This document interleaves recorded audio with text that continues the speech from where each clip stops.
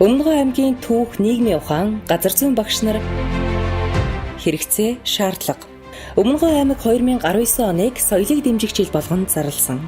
Монгол хүн бүрийн эх оронч эрчүүдээрээ бахархах, тусгаар тогтнол, эрх чөлөө, бүрэн газар нутгаа бүтнээр нь авч үлдсэн Xalxgoloорын түүхт 80 жилийн ой энэ онд тохиож байгаа билээ. Монгол Улсын засгийн газраас хүүхэд залуучуудад эх оронч үзэл төлөвшүүлэх үндэсний хөтөлбөрийг баталсан. Бүх шатны сургуулийн хичээлийн хөтөлбөр төлөвлөгөө сурах бичигт эх оронч үзэл, Монгол соёл иргэншлийн агуулга, арга зүйг тусгах, төрийн болон төрийн бус бүх байгууллага аж ахуйн нэгж, иргэд үйл ажиллагаагаа хүүхэд залуучуудад эх оронч үзэл төлөвшүүлэхэд чиглүүлэх, эх оронч үзэл, Монгол ах уй, өв соёл, зан заншил, байгаль орчныг хайрлан хамгаалахыг сурталчлан дэлгэрүүлэх зэрэг зорилт дэвшүүлсэн байна. Иймд түүхэн дурсгалт газруудыг биечлэн судлах, танилцах, түүх нийгмийн ухааны залуу багш нарын мэдлэг чадварыг хөгжүүлэх, Өмнөговийн аймгийн нийт түүх нийгмийн ухааны багш нарын хамтын харилцааг өргөжүүлэх хэрэгцээ байна. Аяллын зорилго, мэрэгжлийн багш нар түүхэн газар нутагтаа биечлэн танилцаж, сургалтын хэрэглэгдэхүүний сан бүрдүүлнэ. Багшийн хөгжил, ур чадвар, бүтээлч байдлыг хангахад чухал нөлөө үзүүлнэ. Түүх нийгэм, газар зүйн багш нарын харилцаа холбоо сайжирч, арга зүй, сайн туршлагаа хуваалцах, хамтран суралцах нөхцөл бүрдэнэ. Хэрэгцээ шаардлага. Уг аялалд Өмнөговийн аймгийн ерөнхий боловсролын 8 сургуулийн нийт 16 багш хамраглаа. Үүнд түүх нийгмийн ухааны багш 13, газар зүйн багш 3. Маршрут 2019 оны 6 дугаар сарын 23-ны өдрөөс 7 сарын 2-ны өдрийг хүртэл 8 шөнө 9 өдөр нийт 5000 км замыг туулан 7 аймаг, 2 дүүрэг, 37 сум суурингийн нутгаар аялаж түүхийн дурсгалт газруудтай танилцлаа. Их түүхийн жимээр эко аяллаа 5 дахь өдөр бид бүхэн Монгол улсдаа эсэлтийн ерөнхий шалгалтын оноогоор тэргүүлдэг Дорнод аймгийн үндэсний лаборатори хаан уул цогцлбор сургуультай танилцаж туршлага судаллаа. Ардын засгийн газрын 1931 оны тогтоолоор хан Хинтээ аймгаас туурга тусгаарлан Дорнод аймгийг байгуулсан түүхтэй дэлхийн 2 дугаар дайны нэг хэсэг болох Xalxgoloорын дайн болж өнгөрсөн түүхэн онцлогтой аймаг юм. Одоо засаг захиргааны 14 сум, 63 багт халах, бурайд, үзэмчин зэрэг 75,000 хүн амтай. Нутаг дэвсгэр. Дорнод аймаг 123.5 хавтгай дөрвөлжин км нутаг дэвсгэртэй. Улаанбаатар хотоос 656 км, далайн түвшнээс дээш 560-аас 1300 м, ухаагүй бүхий тал хээр. Нутгийн зүүн өмнө хэсэгт туулж барамгүй Мэнэн, Тамсаг, Маттын уудам талуудтай. Аймгийн төв чой балсан хот. Дорнод аймгийн нутаг нь Хинтийн нуруунаас их авсан том жижиг олон гол нуур цөөрөмтэй. Дорнод талын үзэгслэн болсон буйр нуур нь 615 хавтгай дөрвөлжин км талбайтай, зэнгэг устай, булуу цагаан тул, зэвэг, хадран, улаан живэрт, цулбуурт, хилтэг, зурхай зэрэг 20 гаруй төрлийн агнуурын загастай юм. Мөн манай улсын хамгийн нам дор газар болох далайн түвшнээс дээш 560 м өргөгдсөн Хөхнүүр тус аймагт бий. Улсын тэргүүний лаборатори хаан уул цогцлбор сургууль нь Дорнод аймгийн Хэрлэн сумын 2 дугаар багт оршин байдаг. Нийт 2000 гаруй сурагчтай, 142 багш ажилчидтай. Зөвлөх багш 3, тэргүүлэх багш 14, заах аргач багш 40, нийт багш нарын 62% нь мэрэгжлийн зэрэгтэй. Хаан уул цогцлбор сургуульд Монгол Улсын гавьяат багш 1, хөдөлмөрийн гавьяаны улаан тугийн одонд 1, алтан гадаас одонд 1, хөдөлмөрийн хүндэт медальт 3, боловсролын тэргүүний ажилтан 19, соёлын тэргүүний ажилтан 2, боловсролын яамны жуух бичигтэн 26 багш ажилладаг байна. Сургуулийн үүдээр ороход, уг сургуулийн хаалгаар ороход хамгийн түрүүнд байрлах самбар. Нэг давхарт байрлах коридорт сургуулийн макетыг хананд хийсэн байтал сургуулийн дотоод засал үнэхээр гайхалтай. Уг сургуулийн коридорын таазанд төрөл бүрийн зурагнууд байх ба хамгийн түрүүнд Дорнод аймгийн газрын зураг харагдана. Нэг давхарт байрлах цахим мэдээллийн сан, багш нарын хувийн амжилтыг харуулсан график, эсэлтийн ерөнхий шалгалт нь 800 оноо авсан сурагчдыг алдаршуулсан булан, 2 давхарт байрлах коридор, багш сурагчид амрах амралтын буйдан, 2 давхрын коридорын шийдэл, ахлах ангийн сурагчдын номын сан, энэхүү номын санг тус сургуулийн багш ажилчид өөрсдөө тогтжуулсан байдал. Тус сургуулийн номын сан сурагчдын тог тухыг бүрэн хангаж чадсан байна.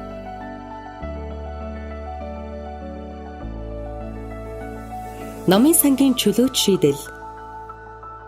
Цахим номын сан. Багангийн сурагчдын номын сан. Номын сангийн амрах танхим. Урлагийн заал.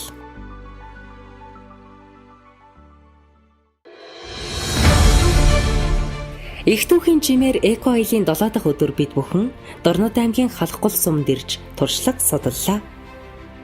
Xalxgol нь Евразийн зүүн хойд хэсгээр урсдаг гол, Монгол улсын зүүн хэсэг, бүгд найрамдах Хятад ард улсын Өвөр Монголын өөртөө засах орны зүүн хойд хэсгээр урсна. Голын баруун эрг нь зүүн хэсгээрээ өндөр тул, зүүн талаас нь харахад хан хэрэм мэт халхалж харагддгаас ийм нэртэй болжээ. Усаа цуглуулах талбай нь 17,000 км². Их хянгын нурууны далайн түвшнээс дээш 1443 м өндөрт өргөгдсөн газраас их авч Хөлбөмбөр хотын нутгаар урсаад Монгол улсад орж Дорнод аймгийн Xalxgol сумын нутгаар урсж байгаад хоёр орны хилийн шугамыг тодорхойлон тахиралдан урссаар Буйр нуурт цутгана. Xalxgolд хайлаастын гол цутгадаг. Төгсгөл хэсэгт нь хоёр салаалдаг. Нэг нь Буйр нуурын баруун хойд хэсэгт цутган, яг хойд талаас нь орчуун гол урсан гарч далайн нуурт цутгана. Харин нөгөө нь шарилжийн гол гэгдэх Буйр нуурт цутгалгүй шууд орчуун голд нийлдэг байна. Xalxgol-ийн дайны явцад байлдааны бүх төрлийг хамарсан нийт 101 томоохон тулаан болж нийтдээ 74522 хүний хохирол учирснаас 28246 амьд тооцоо бий. Xalxgol-ийн дайн нь харьцангуй бага нутаг дэвсгэрт болсон хэдий ч оролцсон хүн хүч, зэвсэг техникийн хэмжээ, орчин үеийн цэрэг техникийн бүх ололтыг ашигласнараа онцлог юм. Дэлхийн 2 дугаар дайны өмнөх томоохон байлдаан түүний эхлэл болсон юм. Энэ дайнд Монгол Ардын хувьсгал цэргийн 3 морьт дивиз, бусад анги салбарын 8500 орчим цэрэг дайчид оролцож, зөвлөлтийн цэргийн хамтаар ялалт байгуулан улс орныхоо хил хязгаар бүрэн бүтэн байдлыг хамгаалж тусгаар тогтнолоо баттгаж чадсан билээ. Xalxgol-ийн дайны ялалт нь тусгаар тогтносон бүгд найрамдах Монгол ард улс бодитоогоор оршин тогтнож буйг дэлхий дахинд харуулсан юм. Зөвлөлт холбоот улсын цэргүүд Xalxgolд Квантуны армийн зэвсэглэл 20 морины хүчтэй дизель хөдөлгөөр бүхий Хаго загварын хөнгөн танкийг судалж байгаа нь 1939 оны 8 дугаар сарын 20-нд Халахын голын дайны шийдвэрлэх давшилт эхэлсэн юм. 8 дугаар сарын 22-нд зөвлөлт Монголын хамтарсан армиуд Япон Квантуны армийг хоёр талаас нь цохиж бүсэлсэн түүхтэй. 1939 оны 8 дугаар сарын 31-нд зөвлөлт Монголын хамтарсан армиуд бүгд найрамдах Монгол ард улсад галдсан Японы армийг бүрэн бут зогсон юм. 1939 оны 9 дугаар сарын 17-нд зөвлөлт холбоот улс Япон улсууд найрамдах гэрээнд гарын үсэг зурж байлдааны ажиллагааг зогсоосон юм. Xalxgol-ийн дайн нь 4 сар гаруй хугацаанд үргэлжилсэн ч тухайн үеийнхээ нөхцөл байдал олон улсын цэрэг стратегийн хувьдч дэлхийн 2 дугаар дайны эхлэл байсан гэж цэргийн түүхчид үздэг юм. Эцэст нь өгүүлэхэд Xalxgol-ийн хэрэг явдлыг дайн, байлдаан зэргээр юу ч гэж нэрлсэн. Эцэст нь энэ бол эх орон ард түмнээ өмгөөлсөн, эрэлхэг дайчид, аймхааргүй тулалдсан хүнд бэрх тулаанууд өрнөсөн үе байлаа. 1939 онд Япончууд Манжи нутгийг эзэлж, Манжго нэртэй улс байгуулснаар Монгол улстай хил нийлэх болсон байна. Манжго Монголын хоорондох хилийг Япончууд Буйр нуурт цутгах Халахын гол гэж үзэж байсан бол монголчууд Xalxgol-оос зүүн чигт 16 км-ийн цаана орших Номонхан тосгон хүртэл Монгол улсын нутаг гэж үзэж байсан юм. Япончуудад энэ л нөхцөл байдлыг шалтгаан болгон хилийн бодлон мөргөлдөөн гаргаж эхэлсэн гэдэг. Энэ нь сүүлдээ хоёр талын цэрэг зэвсэг, ашиг сонирхлын асар том зөрчилдөөнийг үүсгэснээр Халахын голд цус урсгасан ширүүн тулалдаануудыг хийхэд хүргэжээ. 1939 оны Халахын голын хэрэг явдал бол гарцаагүй, зарлаагүй дайн байсан юм. Xalxgol-ийн дайны хар утаа замхарсаар эх орон ард түмнийхээ төлөө амь хайргүй тэмцэж явсан Ахмад үеийн дайчин замналыг мартах учиргүй.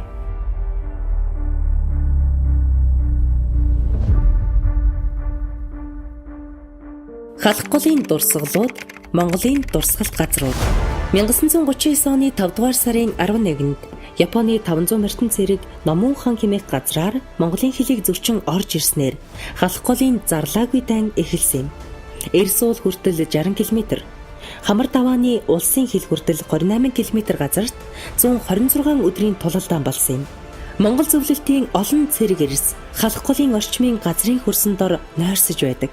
Тэдгээр олон мянган эрэлхэг дайчдад зориулсан ханан хөшөө, Эренбаатрын хөшөө, Элдэн хөшөө гэх мэт олон хөшөө дурсгал халах голын орчимд сүндэрлэн байдаг билээ. Мөн халах гол сумын төвд ялалтын музей байдаг. 1984 онд байгуулагджээ.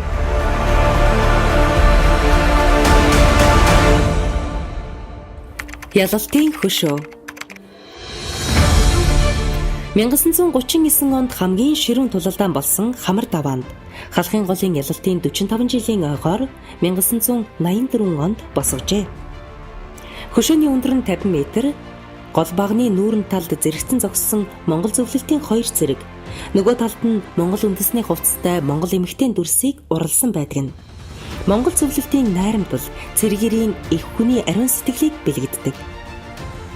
Гол багны 2 талд байх зэс сутгамал тугны дүрс бүхий ханан дээр тус байлдаанд оролцсон морин болон явган цэрэг, танкчид, нисгэгчдийн дүр төрх тэр үеийн байлдааны зэвсэг техникийг товойлгон дүрсэлж, тухайн үеийн тулалдааны уур амьсгал, дүр төрхийг илэрхийлж, энэ эрх чөлөө ямар их хүнээр олдсныг илтгэн харуулдаг. Хөшөөг 54 м урт, 33 м өргөн дан аранжин зэсээр урлан хийжээ. Зөвлөлтийн нисгэгчдийн дурсгалын цогцлбор Чой болсон хотын бунхан толгойд байрлах бөгөөд зөвлөлтийн нисгэгчдийн мөнхийн дурсгалд зориулан босгожээ. Халахын гол 1939 хэмээх бичигтэй энэ хөшөөнд Монголын ард түмнийг, Монгол газар нутгийг харийн дайснуудаас хамгаалж алтан эмээ алдсан зөвлөлтийн 100 гаруй нисгэгчдийн овг нэрийг сэлсэн байдаг. Халах голын байлдааны үед энэ бунхан толгойн ард зөвлөлтийн нисэг хүчний анги байрлаж байсан бөгөөд энэ ангиас зөвлөлт холбоот улсын хошоо баатар Кравченко, Грицевич, Смушкевич, зөвлөлт холбоот улсын баатар Бурмистров нарын олон алдар цуутан төржээ.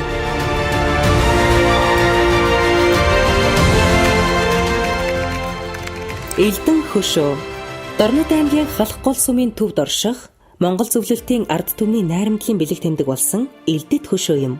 Энэ хөшөөнд хамт татгсан тэмцлийн элд мөнх бадрах ялалтын сүлд гэж Монголын залуучуудын анх дугаар тойрон аялал чуулга уулзалтад оролцогч Монгол зөвлөлтийн залуучууд халах голын ялалтын 30 жилийн ойд зориулан 1969 оны 6 дугаар сард халах голын ялалт багийн төвд босгожээ. Хөшөөн дээр хамт татгсан тэмцлийн элд мөнх бадарсан ялалтын сүлд гэж бичсэн байдаг. Ханан хөшөө Баян цагааны нуруунд байдаг бөгөөд 1969 оны 8 дугаар сард босгожээ. Монгол гэрийн ханны хэлбэртэйгээр босгосон тус хөшөө байгаа газраасаа дотогш Японы төрөмгийлэгчдийг алхуулахгүй бут загсан гэдэг. Ялалтын 30 жилийн ойд зориулсан учраас ханны хэлбэр нь давхар 30-ийн тоог ромб байдлаар илэрхийлсэн байдаг. Эренбаатрын хөшөө Баян цагааны нуруунд байрладаг Эренбаатрын хөшөөг манай эх орны эрх чөлөө, тусгаар тогтнолын төлөө эргэлэхээр тулалдаж, алтан амиа алдсан зөвлөлтийн дайчдын мөнхийн дурсгалд зориулан босгожээ. Энэхүү хөшөөг амиргдсан зөвлөлтийн эрэлхэг дайчдын яруу алдарт дурсгалыг мөнхжүүлж, бүгд найрамдах Монгол ард улсын засгийн газрын шийдвэрээр халахын голын түүхэн ялалтын 15 жилийн ойг тохиолдуулан 1954 онд босгосон гэж бичсэн байдаг. Яковлевийн хөшөө Баян цагааны нуруунд Яковлевийн танкны хөшөө бий. Тэрээр 1903 онд Сибирт төрсэн бөгөөд 1939 оны 7 дугаар сарын 2-ноос 7-нд болсон тулалдаанд түүний удирдсан танкийн 11-р бригад удаа дараа ялалт байгуулжээ. 7 дугаар сарын 12-нд халах голын гарамт тулж ирсэн их буу миномет пулемотор зэвсгэлсэн Японы цэргийн довтлогоог бут зохиж танкийн бригад болон явган цэргийг биечлэн удирджээ. Энэхүү тулаанд Яковлев эрэлхэхээр амиргдсан юм. Түүний гавьяаг мөнхжүүлж зөвлөлт холбоот улсын баатар цол олгож танкийн 11-р бригадыг түүний нэрээр нэрлэжээ. Тулалдаанд орж амиргдсан тэр газарт БТ 7 загварын танкаар сүрлэг хөшөө байгуулж хашаанаас 10 м-ийн зайд хос багн босгон танкийн 11-р бригадын амиргдсан 72 дайчдын дурсгалыг мөнхжүүлжээ. Хилчин дайчдын хөшөө Халхголын ялалтын 40 жилийн ойгоор 1979 онд босгосон. Цэрэг Эрсийн жад хэлбэртэй бөгөөд жадны бариулын талд нь олон сайхан дүрс товоолгон хийсэн гэрэлт хөшөө юм. Хөшөөний нүүрэн талд 1939 оны Халхголын байлдаанд эх орныхоо эрх чөлөө, тусгаар тогтнолыг эрэлхэг баатарлагаар хамгаалсан Монголын ардын армийн дайчид хилчдийн мөнхийн алдар Бадар тугай хэмээн бичсэн бол баруун талд 39 байлдагч 41 дарга нарын нэрийг дурсгалын хаалтан дээр боронзоор бичжээ. 1981 онд Жүгдэр дэмдийн бүр арагчаа сансарт нисэхдээ энэ хөшөөний дэрэгдээс эх орныхоо газар шорооны дээжийг авчээ. Түүхийн командын байр Халхголын баруунаас нь тулсан баруун зүүн тишээ 1 км үргэлжилсэн өндөрлөг юм. Халхголын байлдааны үед хамар даваанд Монгол зөвлөлтийн цэргийг хянах байр, баруун үзүүрт цогц сүмбэрийн овооны ард фронтын командын байр байжээ. Эндээс зөвлөлтийн цэргийн бүлгийн командлагч Жоков фронтын бүх анги нэгтгэлүүдийг удирдан их ялалт байгуулжээ.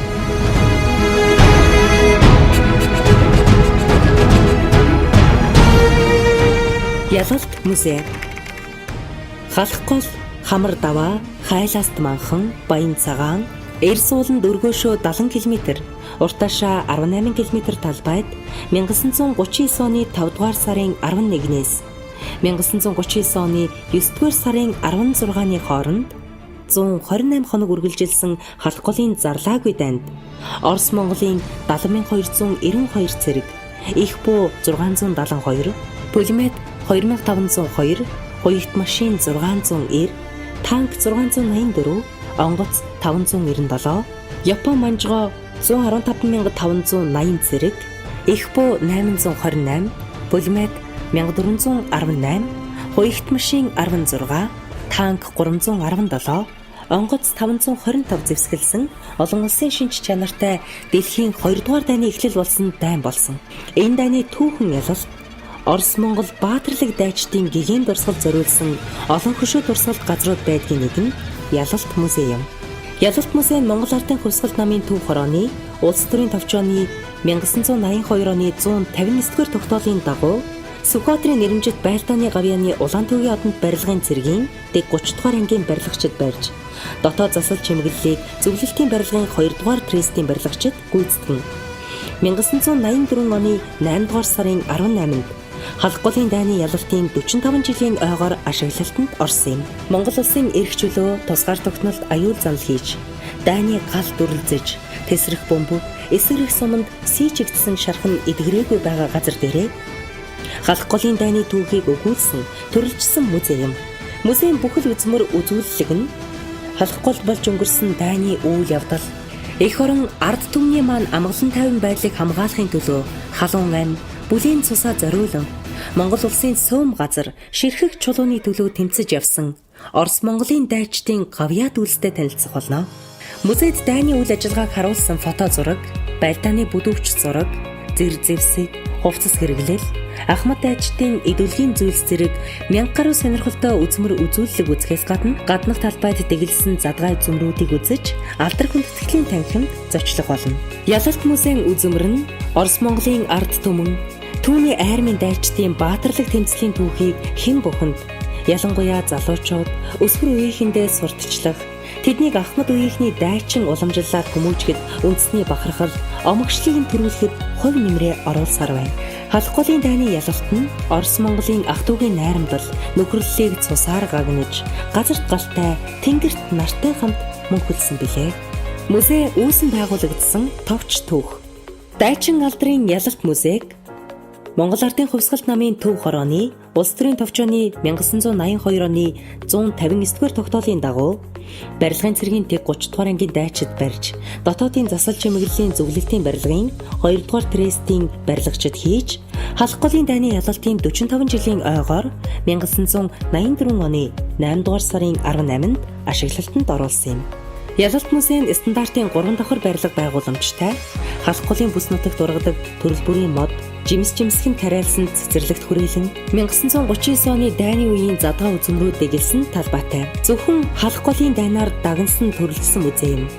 1939 онд тэр үеийн зөвлөлт Монголын арим, түүний дайчдын байгуулсан түүхэн ялалт, манай хоёр ард түмний цусаар гагнагдсан найрамдал нөхөрлөл, Ахмад үеийнхний хувьсгалч дайчин уламжлал тэдний баатарлаг тэмцлийн түүхийг хойч үедээ баримтжуулан үлдээх, ялангуяа залуучууд өсвөр үеийнхэндээ сурталчлах, тэдэнд Монгол үндэсний бахархал, омогшлыг төлөвшүүлэхэд Ялалт музейн гол зорилго оршино. Музейн сан хөмрөг цуглуулга Монгол улсын эрх чөлөө тусгаар тогтнолыг баталгаажуулсан шударга дайны өнгөрсөн түүхийг өгүүлсэн халахгүй зарлаагүй дайны түүхийг түүхийн шарлсан хуудас дахиад хизээж давтагдахгүй гэрэл зургийн торгон агшин халахгүй дайчин баатарлаг ирсийн 344 дэсийн 678 ширхэг идүүлгийн зүйлтэй халахгүй хөрс шороо тэдний элхэндээ үрд твэрсээр баатарлаг ирчүүдэд зориулан хойч үеийн олон хөшөө дурсгалуудыг цэндэрлүүлсэн.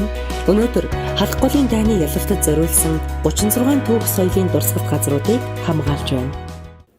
Танилцуулга Сүхбаатар аймаг 1943 онд байгуулагдсан 13 сумтай 2016 оны байдлаар хүн амын тоо 59810 дарган халах зэрэг угсаатнаас бүрдэнэ. Эдийн засгийн гол салбар нь мал аж ахуй, баян дэлгэрийн улаан ямаа, эрдэнэ цагааны үзэмчин хонь, төмөн цогтын махны хөвшлийн өхөр, хурдан удмын адуун сүрэг, уулуурхайн хувьд цайр, зис молибдин, хүрэн нүүрс, хайл уржонш, гянтболц зэрэг орд газруудтай. Газар зүйн онцлог тал хээрийн бүсэд багтдаг. Нутгийн ихэнх хэсэг нь далайн түвшнээс дээш 1000-аас 1200 м өндөрт оршдог. Хамгийн өндөр зэг нь далайн түвшнээс дээш 1778 м-т өргөгдсөн шилийн богдуул. Хамгийн нам зэг нь далайн түвшнээс дээш 790 м-т өргөгдсөн байшинт юм. Дарган суманд 200 гаруй сүнсэн галтуул, онгон дарган суманд 127-оос 248 км2 талбай эзлэх онгон, молцгийн их хэлс, Эрдэнэ цагаан сумын нутагт байгалийн нөөц газар Лачин ондод уул, дарган, нарын сумын нутагт баян дулаан, талын агуйд, Мөнххан сумын баян уулын орчмын агуй. Бид Сүхбаатар аймгийн онгон, дарган, Эрдэнэ цагаан зэрэг сумдын түүх соёлын дурсгалт газар нутгаар аяллаа. Шилийн богд хайрхан Сүхбаатар аймгийн дарган сумаас зүүн хойш 60 км-т далайн түвшнээс дээш 1778 м-т оршдог даргангийн энэ өндөрлөг тэгш газарт 200 орчим унтарсан галтуул байдгийн хамгийн өндөр нь шилийн богдуул юм. Хар хүрэн бараан хөрс зөнхөлдөг 108 зүйлийн ургамал ургадаг бөгөөд ойтхэр, хээр, говийн бүсийг төлөөлж чадах нэн ховор ургамал 30 гаруй зүйл бий. Алтан овоо хайрхан Алтан овоо нь Сүхбаатар аймгийн нутагт молцог элсний хойд захад дарган сумын нутгийн дэргэд оршдог 1354 м өндөр унтарсан галтуул юм. Мөн дарь овоо, алтан дарь овоо хэмээн нэрлэдэг. Галтуулсын хөрмөн чулуу их, амсар нь баруун хоошоо сэтэрч урсжээ. Харьцангуй өндөр нь 100 м боловч альч талаасаа их алсаас сүр бараатай харагддаг сайхан галтуул. Алтан овоо уулыг бүр 1700-аад оноос нутгийн тахилгатай болгосон бөгөөд 1913 оноос төрийн их тахилгатай болгосон Монголын их тахилгатай уулсын нэг юм. Энд орших хүн чулуудыг 1998 онд улсын хамгаалалтанд авчээ. 2004 онд ерөнхийлөгчийн зарилгаар дарь овоог төрийн тахилгат уул болгосон юм. Талын агуй Сүхбаатар аймгийн дарган сумын нутагт шилийн богдуулаас баруун хойш 14 км-т оршино. Ганц ч довгүй тэгшхэн талын уудам хүндийд тогтсон 3 тустай тасалгаатай агуй юм. Талын агуй нь Монгол оронд одоогоор мэдэгдээд байгаа агуйнуудаас хамгийн том төдийгүй хамгийн үзэсгэлэнтэй. Дөнгөж оронгууд бараг ихц доошилдог агуй нийт урт нь 240 м, нийт багтаамж нь 10,000 шоо метрээс илүү ажээ. Агуйд ормогц маш сэрүү татан сэнгэндэг. Дараагийн тасалгаа нь хөрмөн чулуун асга бүхий байдаг бол 3 дахь хонгол нь мөсөөр хучигдсан байдаг байна. Ганга нуур нь Сүхбаатар аймгийн дарган сумын нутагт орших шорвог нуур юм. Хээр тал болон говийн зааг дээр орших ус намаг, элс манхан, хуурай хээр хосолсон өвөрмөц тогтоц бүхий тус нуур болон ойр орчмын намграхыг газар нь цэн тогруу, хошуу галуу, хонин тоодог, гангар хун, хондон ангир зэрэг нүүдлийн ховор шуудын чуулж, үрждэг чухал нутаг билээ. Ойр орчимд нь дуут, сүмтийн, эрдэнэ, холбоо, зүүн холбоо, цагаан, хосмогт, улаан, зэгст цэрэг нуур цөөрөн бий. Оргихын булаг. Нуурын зүүн хойно 50 м зайд газрын гүнээс тунгалаг устай хүйтэн булаг оргилон гардгийг оргихын булаг гэж нэрлэдэг. Нарын ширхэгтэй элсний доороос даргилан буцалж байгаа юм шиг оргилон гарах бөгөөд чангаар дуурах тусам улам ихээр элс бужигнан оргилдог онцлогтой билээ. Дорногов аймаг Хамрын хід. 2019 оны 7 дугаар сарын 1-нд их түүхийн жимээр аяллаа 9 дахь өдөр. Дорногов аймагт орших ноён хотогт Данзан Аравжаагийн үлгийн нутаг энергийн төв Хамрын хід дээр очиж үйл ажиллагаатай танилцаж мэм аваа, шамблын орон, эхийн умаа зэрэг газруудаар мөргөл үйлдэх болон бусад зан үйлүүдийг хийлээ. Мэм аваан дээр эмэгтэй хүн л очиж мөрөгдөг, эрэгтэй хүн очдоггүй юм билээ. Ингээд аяллаа багт явсан бүхий л эмэгтэйчүүд мэм аваандаа мөргөж, сүсгэлэн залбирч, эдээ будаа, сүү цагаагаа өргөж, үр хөөхөд хань нөхрөө даатхан гуйлаа. Сүсэгтэн олны цацлын сүүгээр хувцалсан эхийн мэм адил хэлбэртэй энэ хадан авааноос өөр газарт сүү өргөдөггүй учиртай амьсанж. Харин энэ авааг бүтээсэн учир нь бүсгүй хүнийг урт үстэй, богино ухаантай гэж үзэн тулганаас дээш гаргахгүй, сурч боловсрох эрх чөлөөг нь өгдөггүй байсныг зогсоож говийн ноён хотогт Данзан Аравжаа бүтээсэн гэдэг. Шамблын орон. Бурхны мэлмийн зурагтай дотор талын хананд нь бурхтыг бүтээсэн шамблын хаалганы өмнө ирлээ. Энд энерги шингэсэн бүхэл зүйлтэй танилцаж, хөтчийн тайлбарыг сонсож явлаа. Хөтчийн тайлбарласнаар энэ мэлмийг бодвэний мэлмий галав юулхээс өмнө их гэгэрлийг олж байсан. 3 дахь ертөнцид оюун ухаан хүсэн хүний мэлмий энэ юм. Энэ мэлмийг ширтсээр засал номоо хийлгээгүй хүмүүст засал болж байдаг. Мөн хүн бүр бодлоо төвлөрүүлж мэлмийг ширтснээр хоёр хөмсгний хооронд байгаа цагираг эргэх шиг, нүд нь эрмэж байгаа юм шиг, эсвэл хоёр хөмсгний хүрээ буюу хамрын хар нүх нь олон янзын гэрлээр солигдох, туяарах зэрэг янз бүрийн мэдрэмж төрж магадгүй. Хэрвээ тийм зүйл ажиглагдах юм бол энерги сайн байна гэсэн үг. Харин огт хөдлөхгүй бол эндээс энерги сайн хоримтлуулах хэрэгтэй гэж тайлбарлалаа. Ингээд мэлмийн өмнө байрлах дугуй зүйл дээр зогсож нэгнийгээрээ анхаарлаа төвлөрүүлж мэлмигээ ширтээд хэл бие сэтгэлээр үйлдсэн гмийг минь ариусгаж өгөөч хэмээн залбирлаа. Далайн түвшнээс дээш 872 м-ийн өндөрт орших энергийн төв хүйс болох овоонд гарч сайн сайхан зүйлсээ сүсэглэн залбирч 3 удаа мөргөн үлэмжийн чанар дууны 3 батгийг дуулж шамблын орны мөнгөн хаалгаар гарч буцах замдаа хийдийн хашааны баруун хойно дэлхийн энергийн хүйс болсон овооны баруун урд талд байх тойрог газарт хэсэг хугацаанд хөвтөж энерги хоримтлууллаа. Эхийн умаа энэ агуугаар ороод гарахад дахин төрсөн мэт болох бөгөөд шинээр төрсөн хүүхэд ямар ч нүгэлгүй байдгийн адилаар ариусгахыг бэлэгддэг юм билээ. Бид ч нэг эхийн умаагаас төрж нэгэн ахан дүүс боллоо хэмээн гаргараасаа хөтлөлдөн тусгай гадан дээр очиж биенийхээ бүхий л хэсгүүдийг үрж өвчин зовлонгоо эдгээхийг даатгалаа. Хамрын хідийн түүхээс Дорногов аймгийн Эрдэнэ сумын нутаг Сайншант хотоос урагш 38 км-д орших Хамрын хід нь ноён хотог Данзан Аравжаагийн байгуулсан шарлийн уулын 3 хийдийн нэг, түүний аж төрж уран бүтээлээ тойргож байсан дурсгалт газрын нэг. 1821 онд хийдийг байгуулж зүүн хүрээ, баруун хүрээ, цохон, түүхийн гэсэн 4 хэсэгтэй. Ихэнх нь төвд Монгол хийцийн сүм дугнуудтай. Зүүн хүрээнд нь ноён хотогт голлон суудаг байсан ба лаврын сүм, авга датсан, хүүхдийн датсан сургууль, номын сангаас гадна хамбын, лам нарын, шүтээний, номчин аймагуудтай байсан.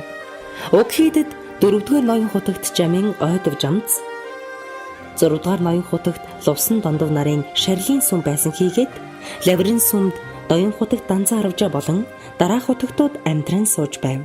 Хамрын хийдэд амаагийн гандаа эргэх, цам гаргах, майн хөгжих зэрэг шашны зан үйл байнга болдог.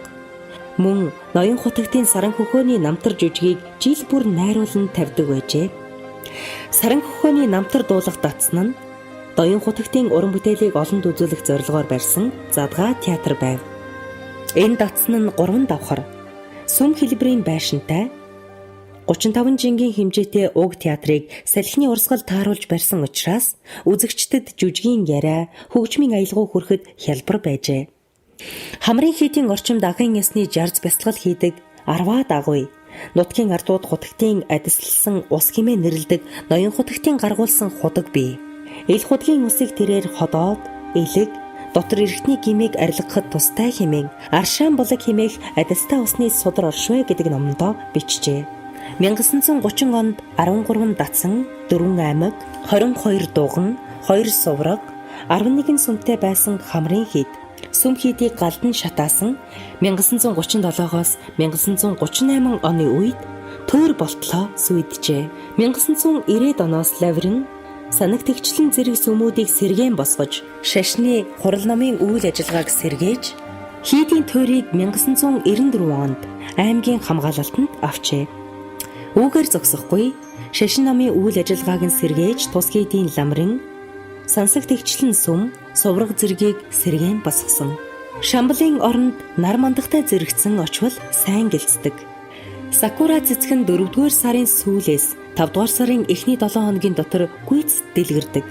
Говийн догшин хутагт данзаа аравжаа Япон шавтай байсан бөгөөд 19-р зуунд тэр шав нь хутагтын бясалгал хийж бүтээлээ төрөөж байсан алдарт 108 агуйн хажуу жалганд уг сакураг нутгаас авчирч суулгаж хутагт багштаа бэлгэлсэн гэдэг.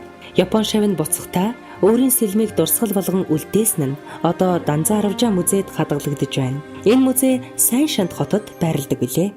Дараах маршрутаар зан үейлхийн мөөм овоо, Шамблын орон руу явах зам, Инх тайвны хонх, хилэнцгийг арилгах алтан хаалга, Бэрдийн ходоод, Сэржин мөргөх талбай, Сувраг, Алтан гавал овоо, Бясалгалын агуй, Эхийн умай, ноён хутагтын сэнти, Хүслийн уул, авчидал зохих зүйл, Сэржин мөргөх арх, сүү, шар будаа, тавгийн идэ, арц, хүж. Дүгнэлт Монгол Улсын засгийн газраас хүүхэд залуучуудад эх оронч үзэл төлөвшүүлэх үндэсний хөтөлбөрийг баталсан. Бүх шатны сургуулийн хичээлийн хөтөлбөр, төлөвлөгөө, сурах бичигт эх оронч үзэл, Монгол соёл иргэншлийн агуулга, арга зүйг тусгах, төрийн болон төрийн бус бүх байгууллага, аж ахуй нэгж, иргэд үйл ажиллагаагаа хүүхэд залуучуудад эх оронч үзэл төлөвшүүлэхэд чиглүүлэх. Эх оронч үзэл, Монгол ахуй, өв соёл, зан заншил, байгаль орчноо хайрлан хамгаалахыг сурталчлан дэлгэрүүлэх зэрэг зорилт дэвшүүлсэн байна. Хөтөлбөрийг 2019-с 2024 онд хэрэгжүүлэхээр баталсан. Тус хөтөлбөрийг хэрэгжүүлэхэд эх оронч үзэл, Монгол ахуй, өв соёл, эх түүх, зан заншил, байгаль орчноо хайрлан хамгаалахаар сурах бичиг тусгагдсан агуулгыг сурагчдад эзэмшүүлэх төлөвшүүлэхэд түүх нийгмийн багш нарын оролцоо сургууль бүрт өндөр болж ирнэ. Иймд түүхэн дурсгалт газруудыг биечлэн судлах, танилцах, түүх нийгмийн ухааны залуу багш нарын мэдлэг чадварыг хөгжүүлэх, Өмнөговийн аймгийн нийт түүх нийгмийн ухааны багш нарын хамтын харилцааг өргөжүүлэх хэрэгцээнд үндэслэн их түүхийн жимээр эко аяллыг амжилттай зохион байгууллаа. 1923 онд байгуулагдсан 18 сүм 5 тосгон 88 багтай аймгийн төв Чингис хот. Газар нутгийн байдлаараа хинтийн уулархаг нутгийн ихэнхийг эзэлж, хэрлэн Ононголын сав нутагт оршин, Дорнод, Сүхбаатар, Дорноговь, Говь сүмбэр, Төв, Сэлэнг аймаг, Оросын холбооны улстай хил залгадаг. 73608 хүн амтай, 23784 өрхтэй, хүн амын 87.3% нь халах, 8.3% нь бурят, үлдсэн 4.4%-ийг бусад ястан үндэстэн эзэлж байна.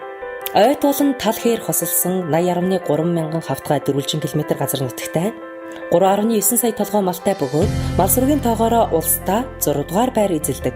Их эзэн Чингис хааны төрсөн нутаг төдийгүй түүх соёлын дурсгалт газруудын үлгийн нутаг юм. Бид Хинтийн аймгийн Цэнхэр мандал, Чингис хот, Биндэр, Дадал, Норовлон зэрэг сумдын түүх соёлын дурсгалт газар нутгаар аяллаа. Цэнхэр мандал сум нь Улаанбаатар хотоос 200 км, Чингис хотоос 150 км зайд оршдог юм. Тус сумын нутагт оршдог хар зүрхний хөх нуур нь Тэмүүжинг Чингис хаан цол өргөмжилсэн төдийгүй Цэнхэрийн гол нь Сэнгүүр горих нэртэйгээр Монголын нууц товчоонд тэмдэглэгдэн үлдсэн түүх дурсгалт гол нуур юм. Гэрийн буур хэмээх газар хар зүрхний хөх нуурын эрэг дээрх 1189 онд Тэмүүжинг хамаг Монголын хаанд өргөмжилсэн түүхт газар.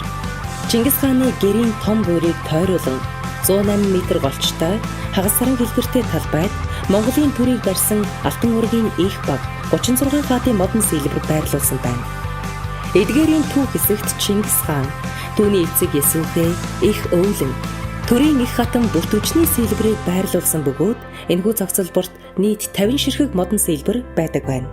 Хаадын танилцуулга. Гэрийн буурийг тойруулан байрлуулсан Алтан үргийн 36 хааны модон сэлбэр бүрийн доор хаадын танилцуулга байрлана. Чингис хааны хөшөө. Гэрийн буурны төв хэсэгт Чингис хааны мэндэлсний 840 жилийн ой зориулан босгосон хөшөө байрладаг. Хар зүрх уул. 1189 оны шаргачин дахиа жилд Тэмүүжин 27 настайдаа Хинти хааны өвөрт Сэнгүр горхины хар зүрхний хөх нуурт нутаглаж байжээ хэмээн Монголын нууц товчоонд дурддагддаг. Бэндэр сум нь хамаг Монголын ханилэг Чингис хааны голомт их Монгол улсын тулгар төрийн тоонот нутаг хэмээн түүхийн сурвалж бичгүүд эрдэмтэн судлаачдын бүтээлүүдэд тэмдэглэгдсээр ирсэн газар билээ. Чингис хотоос 180 км, Улаанбаатар хотоос 406 км зайд оршдог. Халах бүрээд үндэстний аж байдлыг нэг дороос харьцуулан харах боломжтой газар. Бэндэр сумын дурсгалт газрууд. Их хуралдай. Бэндэр сумын төвөөс баруун зүгт 2.5 км-т байрладаг. 1206 онд их хуралдайг зарлаж хамаг Монголын хошуу ноёд цуглан Тэмүүжин их хаанд өргөмжлөн Монголын их эзэнт гүрнийг байгуулсан гэж үздэг түүхэн газар юм. Дэлгүүн болдог. Зарим эрдэмтдийн судалгаагаар Чингис хааны Хинти аймгийн Бэндэр сумын онон хурхийн бэлчирт төрсөн хэмээн үзэх болжээ. Бэндэр сумаас зүүн урагш 5 км газарт байрлах Дэлгүүн болдог. Анчин Бавайн музей. Сумын төвөөс хойш 3 км-т Ахмад дайчин, Алдар танчин, Зундчуу давгийн музей байрладаг. Эцгийнхээ нэр төрийг алдаршуулах зорилгоор түүний ууган хүү аавынхаа амьд ахуй насанд нь амьдарч байсан орон гэр ангийн дээжийг гадаадын болон дотоодын аялагч жуулчдад үзүүлэн сонирхуулдаг ажээ. Баавай хэмээх нь өвөөгийнх бүрээд үг. Их эзэн Чингис хааны түүх домгийн үлгийн нутаг. Хүн амын зөнхлөх хувийг бүрээд ястан эзэлдэг. Улаанбаатар хотоос 600 км, Чингис хотоос 260 км-т оршдог. Баян хаан Дадал, Баян овоо, Цагаан дэлгэр, Сантай хаан, Дэлгүүн болдог. Бурхан халдун зэрэг байгалийн үзэсгэлэн бүрдсэн тахилгат уулнууд байдаг. Чингис хааны хөшөө. Сумын төвөөс 3 км-т байрлах Чингисийн 3 нуур аршаан сэвлэлийн төв, 3 нуурын хөвөөнөө байрладаг. Чингис хааны мэндэлсний 800 жилийн ойг тохиолдуулан 1962 онд дурсгалын гэрэл төшөөг босгожээ. Хөшөөний зохиогч нь уран баримлч Махвал юм. Гэрэлт хөшөөний өндөр нь 11.7 м, суурийн өргөн нь 10 м. Бадамлан асаж буй галын хэлбэрийг сонгохдоо монголчууд эрт дээр үеэс галыг Бадар мандахын бэлэгдэл хэмээн үздэг. Хөшөөний өвөр хананд Чингис хааны босоод үрсийг сийлж, алд бие минь алжааваас алжаа тугай, ахуй төр минь бүү алдар тугай хэмээсэн мэргэн сургаалыг монгол бичгээр сэлбэрлэжээ. Дэлгүүн болдог хүслийн мод. Чингис хааны мэндэлсэн онны Дэлгүүн болдог хэмээх газар Дадал сумын 3 нуурын хөвөөнд байрладаг. 2012 онд Монгол, Орос, Японы эрдэмтэд нийлж судалгааны үр дүнг үндэслэн Дэлгүүн болдгийн урд толгой дээр энергийн овоог босгож, энерги үзүүлэлтийг хэмжихэд 99.6% байсан ажээ. Овооны архан талд байх хүслийн модонд хүслээ шивнээд энерги овооноос энерги аваад буухад тухайн хүн сайн явах учиртай хэмээн нутгийн олон бишрэн хүндэтгэдэг юм. Түүх газар зүйн багш нар түүхэн дурсгалт газар хөшөө дурсгалуудтай өөрийн биеэр танилцсанаар сурагчдад хичээлээ итгэл үнэмшилтэй заах нөхцөл бүрэлдлээ. Мэргэжлийн багш бүр үнэн бодит хэрэглэгдэхүүний сан бүрдүүлж хичээл сургалтандаа ашиглах боломжтой боллоо. Монгол нутгийнхаа үзэсгэлэнт байгаль түүхэн дурсгалт газруудаар аялснаар их түүхээрээ бахархах их оронч үзэл хандлага нэмэгдлээ. Өмнөговийн аймгийн түүх, нийгэм, газар зүйн багш нарын бүлгэн байгуулан харилцан туршлага солилцсон хамтран ажиллаж байна.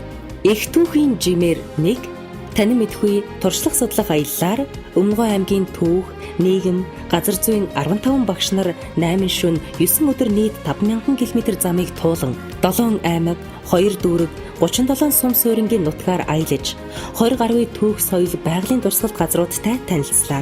Танин мэдхүн аяллаар багш нарын бэлтгэсэн багц хэрэглэгдэхүүнийг судлагтуунаар ангилж үзвэл Их Монгол улс 13 дугаар зууны үеийн түүх, улс төрийн ботрол, баг хаадын үе, манжийн иргэшээлийн үеийн монголчуудын тэмцэл, 18-аас 19-р зууны үеийн монголчуудын соёл, улс төрийн хэлмэгдүүлэлт, 1939 оны Xalxgoloорын дайн, түүхэн зүтгэлтнүүд, Чой болсон Сүхбаатар, данзаар авчаа. Газар зүйн байрлал, Монгол орны засаг захиргааны нэгж, Монгол орны эдийн засгийн бүс, Монгол орны байгалийн бүс, гадаргын ус, нуурын гарал үүсэл, хөрсний бүтэц, ургамал амьтны аймаг, газрын гадраг, галт ууршил, хүн ам, угсаатны зүй, аялал жуулчлалын бүс. Танин мэдхүү аяллаа хамрах хүрээг нэмэгдүүлэн цаашид үргэлжлүүлэн Монгол орны түүх соёл, байгалийн дурсгалт газруудыг үе шаттайгаар үзэж танилцах, залуу багш нарын хөгжлийг дэмжсэн тогтвортой үйл ажиллагааг тогтмол явуулж хэвших шаардлагатай гэж үзэж байна. Цаашид хэрэгжүүлэх санал их түүхийн жимээр 2 аяллыг 2020 онд баруун аймагуудаар зохион байгуулахаар төлөвлөж байна. Төслийг санаачлагч 1-р сургуулийн түүх нийгмийн багш Батмаа, ахлагч Булган сумын сургуулийн менежер Мөнхөө, 1-р сургууль түүх нийгмийн багш Чулуун Эрдэнэ. Багийн бүрэлдэхүүнд ажилласан багш нар 1-р сургууль түүх нийгмийн багш Ургамал Цэцэг, 1-р сургууль газар зүйн багш Болормаа, насан туршийн боловсролын багш Амар Төвшин, 3-р сургууль түүх нийгмийн багш Сайн Заяа, 1-р сургууль түүх нийгмийн багш Энх Баяр, 1-р сургууль газар зүйн багш Урангоо, насан туршийн боловсролын багш Лувсан Давг, 3 тэс сумын ерөнхий боловсролын сургуулийн нийгмийн багш Бат Тогтох, Булган сумын ерөнхий боловсролын сургуулийн түүхийн багш Ган Зул, 1-р сургууль дуу хөгжмийн багш Сандаг Дорж, 7-р сургууль нийгмийн багш Нарын Тогоц, Хан Хонгор сум ерөнхий боловсролын түүх нийгмийн багш Минж Бадгэр, Мандаловоо сум түүх нийгмийн багш Отхон Туяа, Жолооч Сүхбаатар. Эрдэм бүхэн багшаас ихтэй, элбэрэл хайрч багшаас ихтэй. Газар дэлхийг эхлэн таниулсан газар зүйн багштаа бид хайртай. Оюут эрдэм багшаас ихтэй, оргилуун амжилтч багшаас ихтэй. Нэг насны эрдмийг хайрладаг нийгмийн ухааны багштаа бид хайртай. Саруул эрдэм багшаас ихтэй, сайхан ирээдүйч багшаас ихтэй. Түмэн оны шестрийг өгүүлсэн түүхийн ухааны багштаа бид хайртай. Төслийн ерөнхий ивент тэтгэгчээр Говийн хүүсан, Улсын их хурлын гишүүн Лувсангийн энх болд, Өмнөговийн аймгийн Далан задгад сумын засаг дарга Түмэн насангийн Алтан сүх нар ажиллаа. Биднийг дэмжсэн та бүхний ажилд өндөр амжилт хүсье.